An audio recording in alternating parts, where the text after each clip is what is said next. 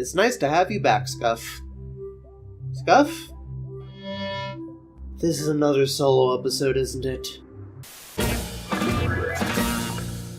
Hello, random person, Sab Nino here. Welcome to the second episode of Pat Takes. I promise Scuff196 is my co-host. Their plane ride just got postponed, so I'm doing another solo episode. But I promise he's typically next to me in these episodes. The episode we'll be talking about today is 15B, Host-A-Palooza. When Patrick gets injured, the Star family take over and hosting the show. The story segment should be pretty quick. It's basically Patrick gets injured during the show, so Squidina goes through a bunch of people to fill in for him. It's one of those episodes that is very focused on the Patrick show itself. Not the show you're watching, but the show Patrick performs within the show. Which I don't mind at all. I really love those premises a lot. They're very fun and meta. And this is a very interesting take on it. Plus, the episode has like a good use of the Star family, along with a lot of recurring characters on the show. But I'll get to that in the next segment, animation and comedy. See? I told you this is brief. Do I really need to comment on the animation? You know the drill by now, it's good. Moving on. The reason why Patrick got injured in the episode was really creative and fun. Patrick would put in a straitjacket, upside down in a glass cage. What they typically do is have them drown in water, but since they're already underwater, I think it was a creative idea to have them try to survive in air. Because there is water underwater, they could have easily just had him drown, but that's a really nice take on it. Not only was he drowning, but he was about to have a pile of bricks put on him and a cannon going straight for his head. But despite all of that, that is not the thing that injured him. But the set just kind of collapsed on itself, and that's it. Cecil and Grandpa have a fun segment regarding fishing and old versus new equipment and stuff. I love how Grandpa's rod was literally just a bone. This is kind of a fucked up joke, but there was a scene where Cecil was fishing in the cemetery and he caught a ghost. That caught me completely off guard.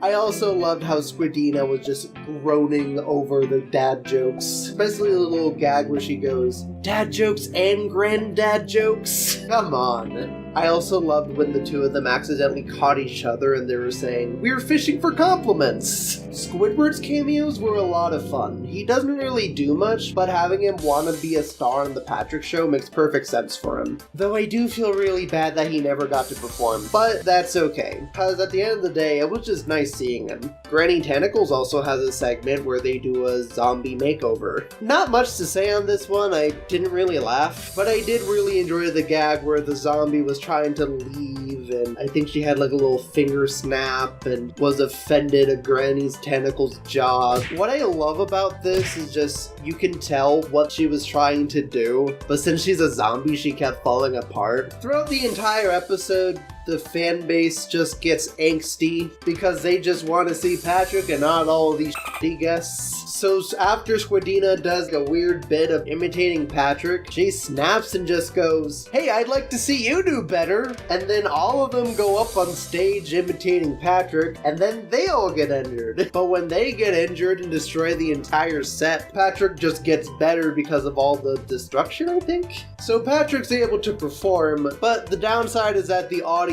is now injured. So it's the exact reverse of what happened in the beginning. Oh, and Slappy has a few scenes where he commentates on the show. It wasn't really that funny, to be honest, but it's Slappy. Anything he says is very interesting as long as you don't give him a dedicated episode. Hint, hint. Okay, time for the trivia. This episode was originally scheduled to premiere on November 4th, 2022 in the United States, but got replaced with a premiere of a Monster High episode. Which is interesting because that's what happened to Uncredible Journey too, and I just covered that one. This episode was then postponed a second time, originally being scheduled to premiere on Friday, February 10th, but that got replaced with a bunch of reruns. Which honestly surprised me because Uncredible Journey premiered on that day, so why not air them both? And just like Incredible Journey, this was postponed in Canada too, but was replaced with a rerun of the Patrick Show. So basically a repeat of Incredible Journey. Incidental 2B is shown with white eyes instead of the natural red ones. And in terms of episode references, Schmandor makes an appearance during a montage where a bunch of filler hosts were on stage. Patrick wears a slightly recolored version of the Good Neighbor Lodge hat he wore in Good Neighbors. And the ice cream guy from Squidina's Little Helper also reappears. And those are my first impressions on the episode Host-A-Palooza. Overall, this episode was a lot of fun. Not all of it landed, but it's at least good entertainment, and I'll give it that. And if you're wondering what Scuff196's opinions on this episode would be, just watch this episode again. We have the exact same opinions on every SpongeBob thing ever. If you've seen the episode, what do you think of Host-A-Palooza? Do you like it? Do you hate it? Are you mixed on it? Do you want to punch Slappy in the face? Comment below. And join us next week where we talk about the episode Back Pay Payback. Please, Scuff, please show up in this episode. I'm begging you. I miss you. I have a thing of brownies waiting for you. Why did you leave me? And with all that said, it's all sad from here.